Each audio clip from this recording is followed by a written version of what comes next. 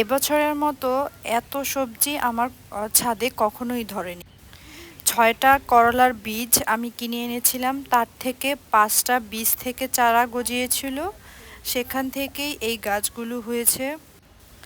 আলহামদুলিল্লাহ এত করলা হয়েছে যে নিজে খেয়েছি, আত্মীয় স্বজনকে দিয়েছি, প্রতিবেশীকেও দিয়েছি এবং আরও খাচ্ছি। আর করলার সাইজগুলোও ছিল মাশাল্লাহ বড় বড়, 2টা করলা হলেই একদিনের ভাজি আমাদের হয়ে যায়। আজকে বেশ কয়েকটা করলা তুলে নিব আমি উপহার দেওয়ার জন্য। যত দিন যাচ্ছে মাচাটা তত ঝোপালো হচ্ছে। মাচার থেকে আরও সামনের দিকে আমার এই করলার গাছগুলো এগিয়ে যাচ্ছে। এইখানে তেমন কোনো স্প্রেও করতে হয় নাই।